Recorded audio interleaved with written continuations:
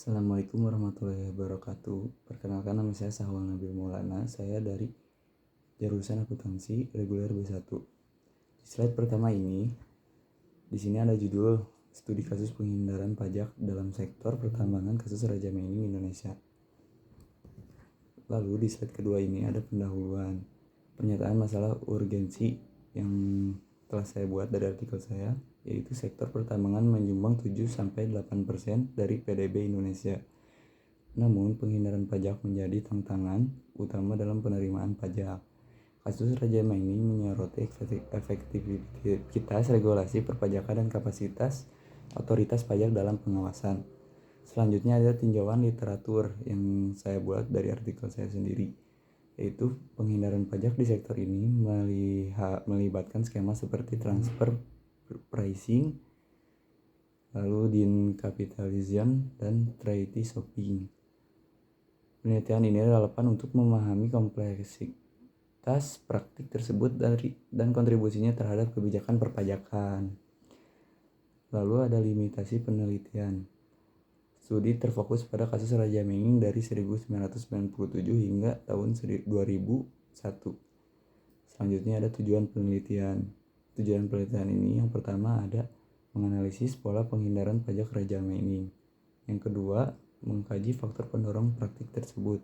Ketiga, mengevaluasi dampak terhadap penerimaan negara. Keempat, merumuskan rekomendasi kebijakan perpajakan. Selanjutnya di slide ketiga ini ada metode penelitian.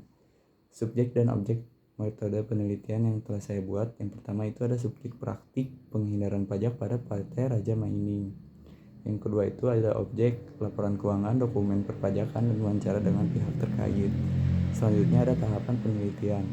Yang pertama, pengumpulan data studi dokumentasi terhadap laporan keuangan, perusahaan, dan dokumen perpajakan. Yang kedua ada analisis data.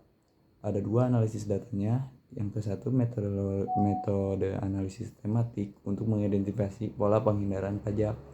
Yang kedua ada metode validasi triangulasi sumber untuk memastikan keabsahan data. Di slide keempat ini ada landasan teori. Landasan teori yang saya buat yaitu ada 5. 1. Penghindaran pajak tax avoidance oleh Hanlon dan Heizman tahun 2010. Yang kedua ada transfer pricing. Yang ketiga ada discapitalization. Yang keempat ada treaty shopping. Dan kelima regulasi perpajakan sektor pertambangan.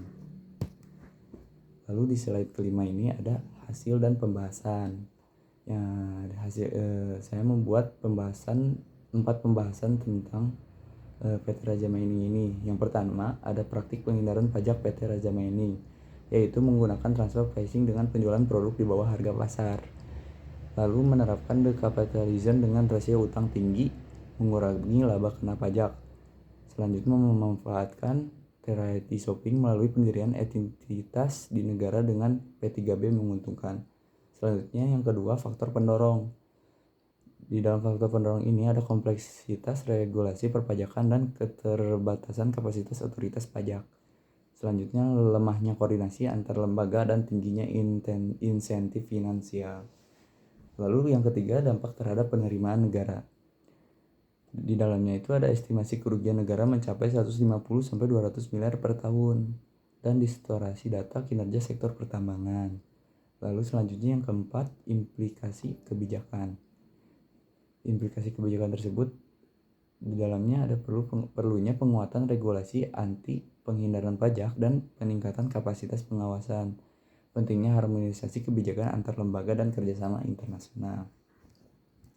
Selanjutnya di sini ada penutup slide kelima.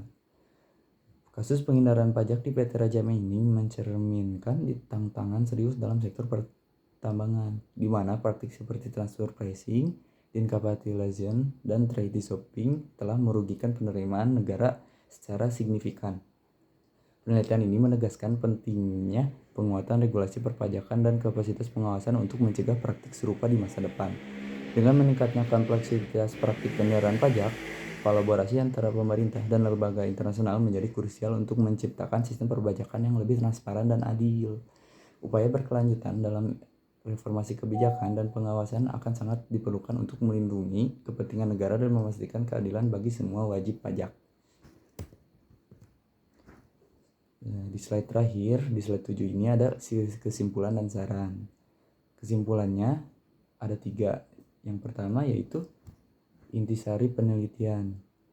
Praktik penghindaran pajak PT Raja Mening dilakukan melalui skema transfer pricing dan capitalization dan treaty swapping yang berpotensi menyebabkan kerugian negara mencapai 150 sampai 200 miliar per tahun.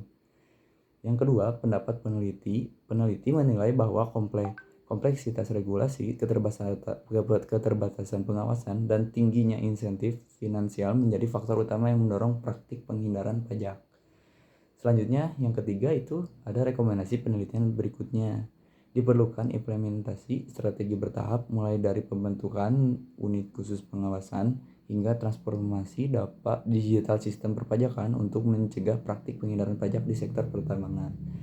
Saran saya yaitu regulator memperkuat regulasi untuk lebih responsif terhadap inovasi dan risiko baru di era digital. Yang kedua, perusahaan membangun budaya etika, meningkatkan transparansi, dan memperkuat pengawasan internal.